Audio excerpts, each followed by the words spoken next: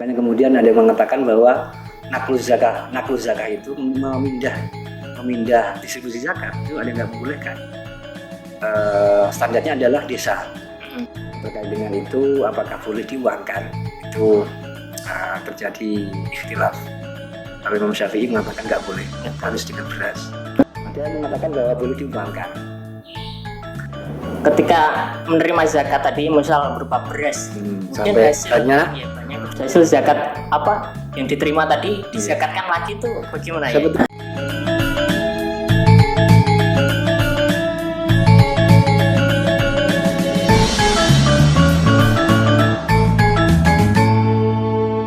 Kita menyinggung mengenai zakat fitrah tadi. Nah, zakat fitrah sebetulnya tadi kan dikatakan bahwasanya ketika anak ataupun bayi baru lahir di antara akhir Ramadan dan 1 Syawal itu sudah diwajibkan untuk melakukan zakat fitrah. Nah, sebetulnya atau dizakati ya, karena dia nggak mungkin mengeluarkan sendiri ya, pasti dari yang menanggungnya, dari orang tuanya itu. Betul. Ya. Nah, sebetulnya awal mula munculnya zakat fitrah itu apa ya? Iya, jadi manusia itu punya potensi mengalami atau apa ya, ketika sudah lahir ke dunia itu mengalami potensi terkotori ya, terkotori oleh unsur-unsur keduniawiyahan. Jadi manusia itu kan tercipta dari 4 potensi ya, potensi malakiyah, kemalaikatan, ada potensi syaitoniyah, ada potensi bahimiyah. Bahimiyah itu ada 2, ada binatang yang sukanya nggak ganggu orang tapi sukanya makan, seperti wedhus itu ya, wedhus dan lain sebagainya, itu kan binatang yang suka makan tapi nggak ganggu orang. Yang kedua ada binatang buas yang tidak suka makan tapi suka ganggu orang. Maka 4 unsur ini yang kemudian membentuk manusia. Jadi begitu dia lahir maka tentu ada potensi. Nah, untuk membersihkan dimensi syaitoniyahnya, dimensi bahimiyahnya itu, kemudian Allah mensyariatkan bahwa bayi pun sejak dia lahir itu sudah wajib disucikan jiwanya. Betul. Karena memang karena yang disucikan zakat fitrah itu adalah jiwa, dan manusia sudah utuh jiwanya pada saat dia lahir. Maka tentu harus disucikan. Betul. Itu secara filosofis ya, filosofis daripada zakat fitrah. Nah, kemudian yang berhak mendapatkan zakat fitrah itu siapa saja yang ya? Secara umum mustahik zakat ya, orang-orang golongan orang yang berhak untuk menerima zakat ada 8 itu ya. Innamas shadaqatu lil fuqara'i wal masakin wal 'amilina 'alaiha wal mu'allafati qulubuhum, ayat At-Taubah itu ada 8, ada fakir miskin, ada amil, ada gharib, ada riqab, ada mu'allaf, ada ibnu sabil, ada sabilillah. Inilah orang-orang yang berhak untuk menerima zakat. Sabilillah itu adalah orang yang berjuang di agama Allah. Kalau dulu jihad, perang. Kalau sekarang mungkin ya pelajar-pelajar yang kehabisan bekal, itu berhak untuk menerima zakat. Ya, berhak. Makanya kemudian MUI memfatwakan bahwa zakat boleh dalam bentuk beasiswa. Boleh. Beasiswa ya. Itu fatwa tahun 2000 berapa itu? 2011 kayaknya. Tentang pengalokasian zakat termasuk fitrah itu dalam bentuk beasiswa. Nah, kemudian yang Ibnu Sabil itu orang yang berjalan musafir ya, kemudian kehabisan bekal. Itu juga berhak untuk menerima zakat. Ya. Kemudian gharim orang yang terjebak hutang. Hutangnya karena untuk kebutuhan sendiri atau untuk kebutuhan masyarakat. Jadi misalkan dia menghidupi keluarga kemudian sampai kepada hutang, itu maka dia berhak untuk menerima zakat. Atau hutang karena ngurusi sebagai tokoh masyarakat mungkin. Kalau dalam bahasa fikihnya limaslahati, ketika dia bertugas untuk mendamaikan 2 orang yang berkonflik. Kemudian dia ngeluarin biaya sampai dia hutang. Maka kemudian dia berhak untuk menerima zakat. Itu yang gharib. Kemudian yang ambil terkait dengan pengelola zakat itu badan atau perorangan yang di SK atau dapat mandat untuk menghimpun, mengelola dan mendistribusikan zakat. Seperti panitia zakat masjid nih ya. Panitia zakat masjid itu karena dia masih belum secara resmi di SK oleh pejabat yang berwenang. Kalau dalam istilahnya pakai itu ulil amri ya. Nah, itu maka dia hanya sebagai panitia pengumpul, belum amil itu. Tapi nanti ada kebijakan dari DMI, Dewan Masjid Indonesia itu untuk difasilitasi SK. Dan nanti kalau sudah panitia masjid itu ada SK, maka dia adalah amil resmi. Dan dia berhak untuk menerima zakat sebagai bentuk apresiasi. Dia karena sudah mengeluarkan tenaga pikiran untuk menghimpun zakat dan mengelola zakat, maka dia tentu mendapat bagian. Begitu. Tapi yang paling menjadi prioritas dari 8 itu adalah fakir miskin. Kemudian diprioritaskan kepada fakir miskin yang ada hubungan kerabat yang khususkan yang terdekat. Maka kita punya entah itu saudara yang fakir miskin, maka tentu yang paling dekat itu yang kita berikan dulu.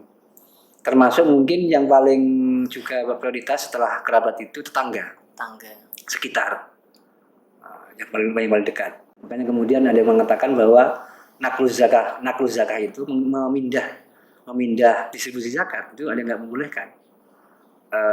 Standarnya adalah desa. Misalkan kita mencoba, kemudian zakat kita berikan kepada orang Jepang, itu kalau menurut sebagian ulama nggak boleh, harus prioritas kepada sekitar tetangga.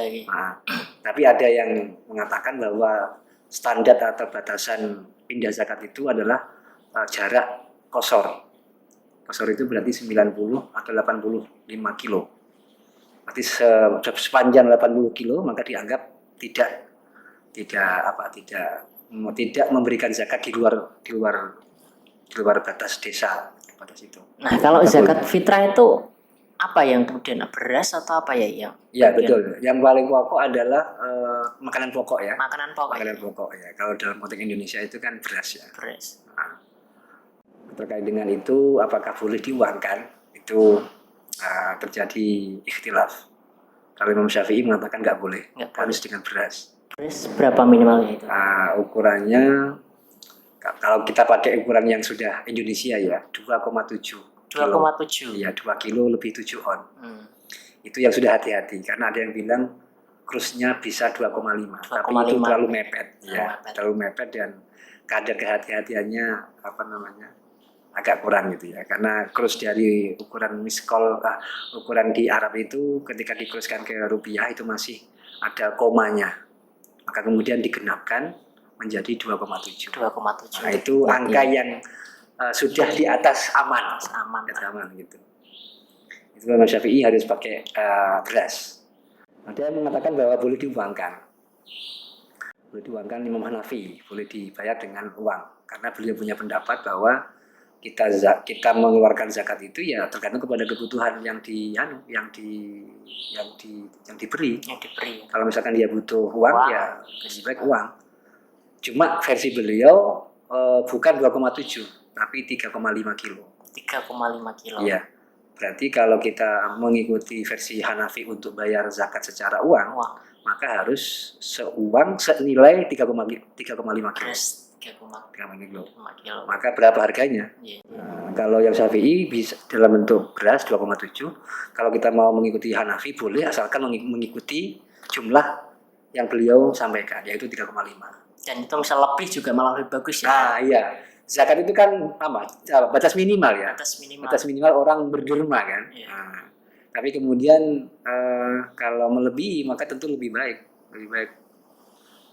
untuk karena ya orang yang sangat kaya misalkan kalau dia hanya berpatokan pada nisab atau kepada berapa yang dikeluarkan itu kan namanya dia hanya mengikuti kewajiban minimalis. Apa minimalis itu ya yang sesuai dengan yang diatur itu. Nah, secara etis, secara moral kan dia mestinya lebih dari itu gitu loh. Misal hasilnya dia dapat 400 juta. Nah, orang yang besi itu satu bulannya omsetnya 1 miliar, ngapain cuma misalkan 50 juta misalkan atau ngapain cuma 10 juta misalkan. Itu kan nggak sebanding dengan kekayaan yang dia dapat. Nah, itu akan lebih mulia lagi kalau dia menambah dari yang batas minimal tadi. Batas minimal tadi. Nah, begitu. Nah, gini ya. kan tadi yang termasuk diperbolehkan kategori menerima zakat adalah orang yang miskin ya. Iya betul. Nah itu misal orang miskin dapat zakat, orang miskin juga wajib mengeluarkan zakat juga ya.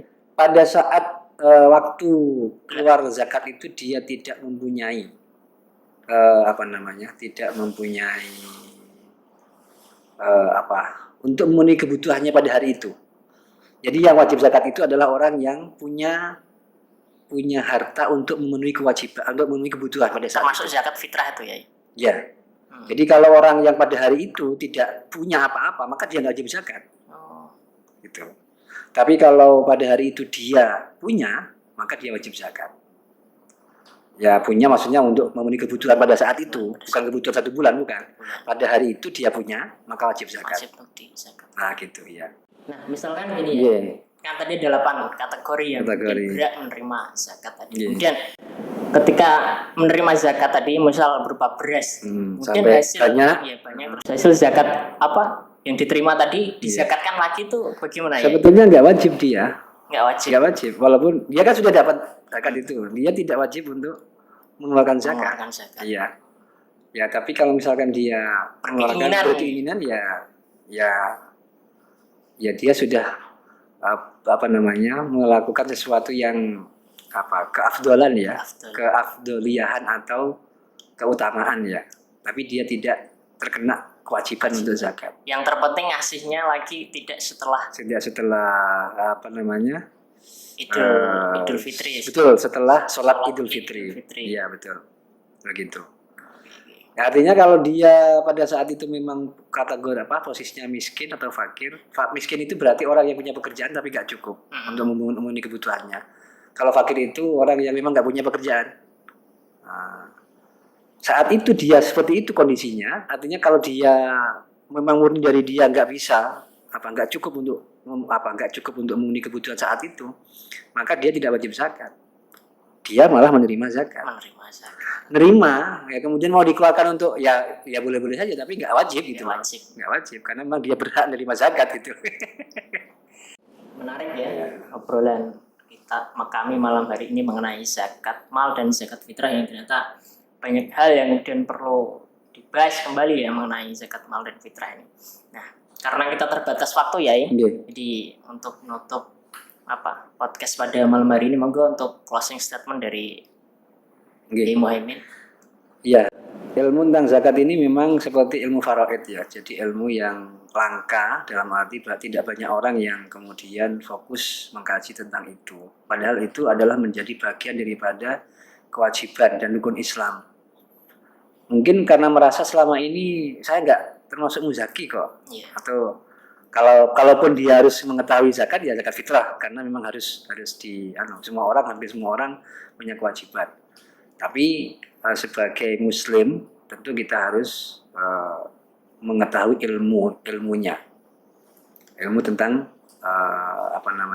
tentang perzakatan ini, karena sekali lagi zakat ini adalah rukun Islam dan kemudian dia punya dampak ekonomi dan sosial. Dan kalau kita ingin menjadi umat atau bangsa yang berdaya, maka salah satunya adalah bisa dimulai dari faktor ekonomi. Ekonomi di selain atau ditambah dengan pendidikan dan lain sebagainya. Tapi yang paling utama adalah ekonomi. Nah, oleh karena itu maka Islam punya instrumen atau punya alat untuk bagaimana bisa kita itu setara dan bisa berdiri di atas atau sejajar dengan bangsa-bangsa yang lain atau umat-umat yang lain. Maka tentu harus ada upaya untuk mengoptimalkan sumber ekonomi atau sumber pemberdayaan masyarakat atau ekonomi masyarakat melalui penghimpunan zakat dan pendistribusian zakat secara baik dan benar.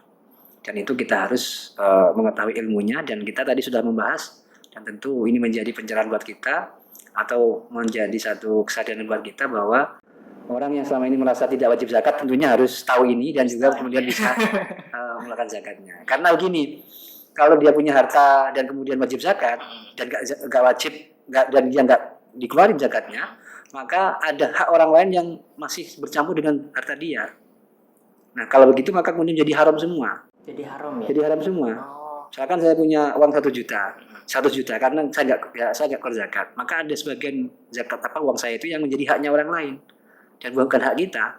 Maka uang semua itu menjadi haram semua karena bercampur dengan barang yang haram gitu loh. Padahal nyarinya juga cara yang halal. Nah, itu halal karena tidak dikeluarkan maka jadi jadi haram begitu. Maka itulah kemudian disebut sebagai tathhirul mal. Jadi mensucikan, membersihkan kepada harta yang kita dapat. Enggak haram kabeh gitu loh. Ini yang perlu hati-hati para kaum muslimin terutama para pengusaha. Ya, terima kasih itu aja. Assalamualaikum warahmatullahi wabarakatuh. Waalaikumsalam warahmatullahi wabarakatuh. Terima kasih pada Kiai Muhaimin Kamal, Dr. Kiai Muhaimin Kamal yang berikan banyak hal ya pencerahan kepada kita semua mengenai zakat mal dan fitrah. Jadi tadi betapa Islam ya begitu rahmatan dan alaminya sampai kemudian bukan hanya ibadah secara vertikal ya, tapi secara horizontal sama manusia juga kemudian diperhatikan antara kita harus peduli antar sesama, antar tetangga, antar saudara sehingga ya, tidak ada ketimpangan yang lebih antara yang kaya dan miskin. Jadi saling menopang di sini.